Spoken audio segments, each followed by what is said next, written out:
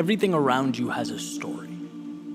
In fact, many stories, and more importantly, our lives are the culmination of these stories. See, we don't identify things through an objective lens. We see them in relation to our individual beliefs, our needs. Strange as it sounds, our lives are almost entirely fiction. They're arbitrary. When was the last time you got into your car and thought of it as nothing more than metal and parts? Probably not recently, right? We see it as a gateway to where we need to be. Mobility, freedom. Just like art isn't brushstrokes or sonic vibration, it's an emotive escape. We give meaning to things, and those meanings vary. The world as it exists through our eyes is entirely subjective. You ever wonder how something can be a problem to one person and a solution to someone else? Or how deeply held political beliefs can be so contradictory? How can a movie come out and half its critics say it's amazing, the other half say it's subpar? Right? Life is subjective. It's an infinite amount of tiny stories that come together to create our world, and everyone that you walk by has their own. And here's why that's worth discussing. Here's why it matters, because we fall into the trap of using these make-believe guidelines. After all, that's what they are, to define ourselves. We deem other people's subjective norms as truth, the benchmarks for our own pursuits. Consensus is good, well then it must be good. They say it's bad, well then it must be bad. From the perspective of a creator, one of my most important realizations was that feedback of something I've created, or a lack thereof, doesn't define the value of the work. I still think some of my best work is essentially undiscovered. Some of the things I've thrown together in 10 minutes have been seen by millions of people, and that doesn't change how I value the work with little recognition. That's just our emotions drawing false conclusions. Here's a different example. Let's say there's a baker, right? And he's got a bakery in a neighborhood and does great work, right? His shop's been open for a decade, he's been in business. But one day Oprah walks in, takes a bite, loves it, recommends it. Suddenly his cake is everywhere. Suddenly they're extraordinary. Same question, right? What changes about the cake? Nothing. What changes about the baker? Nothing. Excellence lived there the entire time. Did his work become more the second it got a powerful endorsement? No, it was simply recognized. And this understanding, the reason I'm bringing these examples up is because knowing that is crucial to whatever it is you're trying to build or become in your life. Because these narratives matter. The good, the bad, the ugly, they don't stop coming at you. They don't stop peeking around the corner trying to influence your story. And just because you're not where you want to be yet, just because you haven't seen the external reward, it does not mean you aren't brilliant. It doesn't mean you're not on track towards excellence or you're changing the world. Maybe you are that baker before Oprah skips on into the shop. Right? Don't be someone who confuses everyone else's story with reality. That makes it incredibly difficult to take control. A lot of people we call brilliant now, they weren't thought highly of along the way. In some cases, quite the opposite. And thankfully, they understood the subjectivity of their brilliance. That if you're confident in your voice and your message, if you sacrifice and dive into expertise in an area, the value rises to the surface. Society will adapt and conform to you simply because you didn't bow down to it. There's brilliance there. It just needs to be believed in and refined. Even when others don't get it, even when it's abnormal, even when your passion receives no validation. See, brilliance manifests itself brick by brick, and it's very easy for passersby to laugh at that unfinished frame of the house.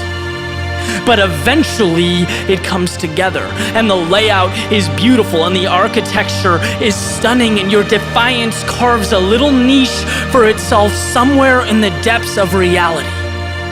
Then the light bulb goes off. Then it's understood. Maybe you were right all along.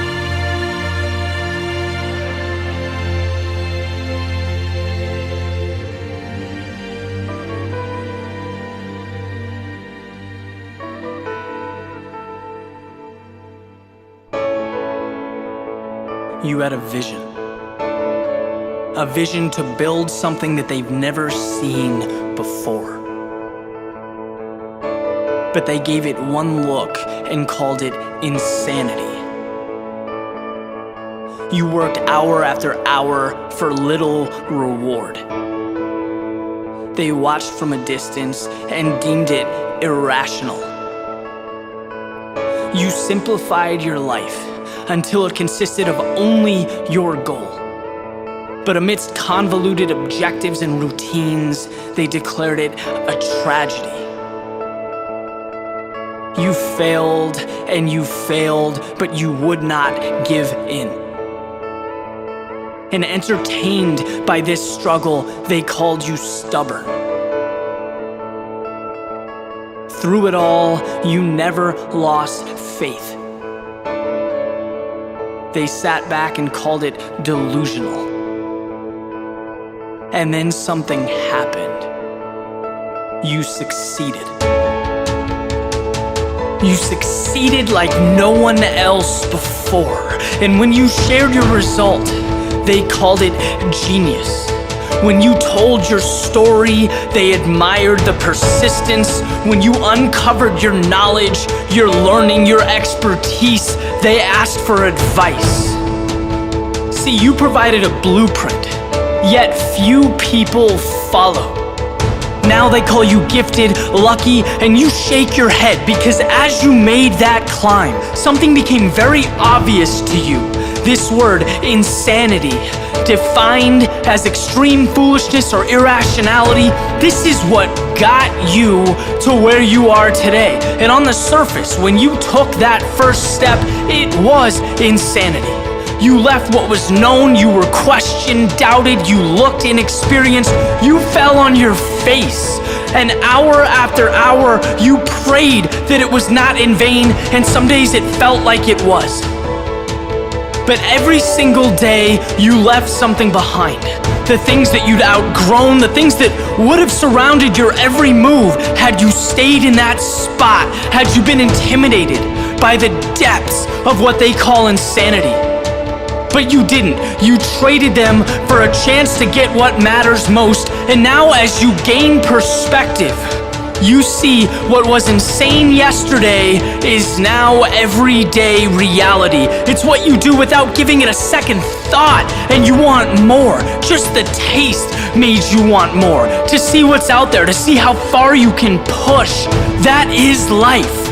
And as you prepare to continue down the road ahead of you, the peaks, the valleys, the twists, the turns, the ups and the downs, you realize that the only thing in this world that qualifies as insanity is being unwilling to take that next step.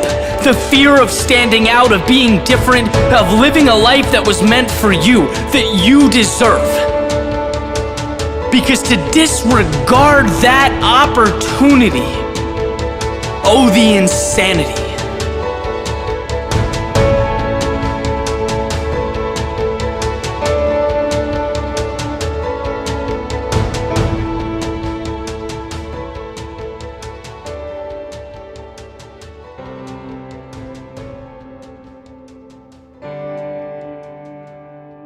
One of life's challenges is that its greatest gifts are often disguised.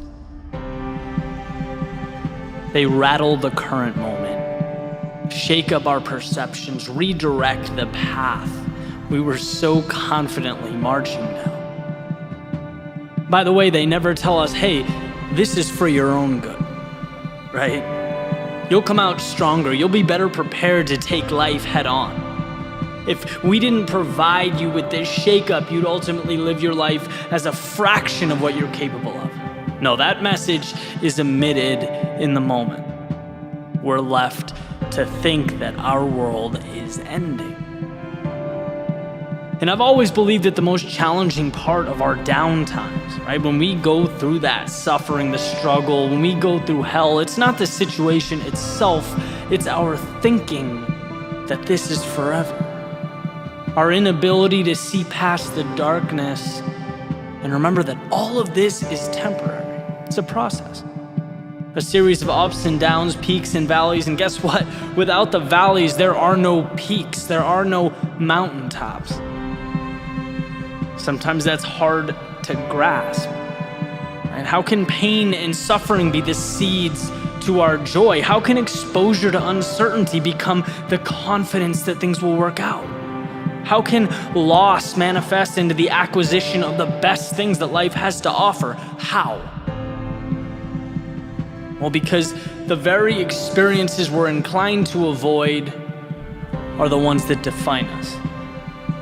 Like a sculptor creating an image from stone, carving away as we progress through life, I've learned that it's a price worth paying. I'm willing to spend hours, months, even years working alone on something I believe in. I'm willing to be vulnerable, have people I don't know, and even some I do, criticize my vision. I'm willing to give up the comfort of security, of the present moment. Even heartbreak, relationships, there are risks that we take.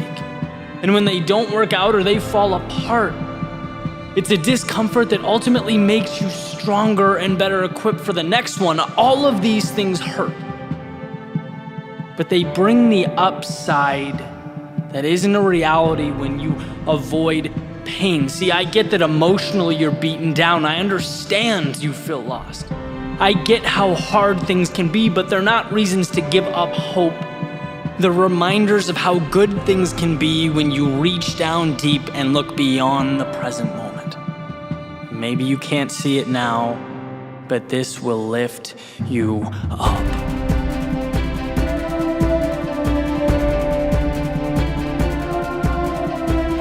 Our thoughts about the situation during these times, they are always worse than the situation itself, right? Find solace in that. In the fact that there's always a solution, that nothing is forever, that you will come out of this thing better than before you walked into it. Life is a game of mental chess, maneuvering around the forevers, the can'ts, the failures. They don't mean anything until you decide to grant them power over you. What if I went as far as to say the greatest gift you've ever been given is that you're standing, breathing, taking in this very moment with infinite possibility ahead of you. And whether you choose to see it or not, it's there. It's waiting. Why not lift your head up even slightly and take in what lies beyond the immediate? It'll never cease to amaze me how nothing has done more in my life in pushing me forward than the very things I once called setbacks. What you've lost, it will propel you. What's gone is reacquirable. What you seek is waiting. What feels hopeless has solutions. What seems too big to conquer can be broken down into pieces. We have choices here. Do we focus on what we don't have and the missteps, or bask in the endless opportunity waiting outside the front door? Both exist. Both grapple for our attention. It's up to you to adjust your sails, to dance with hope when you might have been overcome with despair. My friends, life is good, and all that it requires is you to agree to accept it. To not run from what hurts or live a life that's risk-averse, but to step out, experience it fully, and know that you can and will adjust to whatever comes your way, because every day you are stronger, smarter, and better equipped to rise beyond yesterday's fictitious limits. If air is making its way into your lungs, if your heart is pumping blood through your veins, if your eyes are taking in the beauty around you, you have every reason to hope. Because what waits ahead is far greater than anything you've left behind.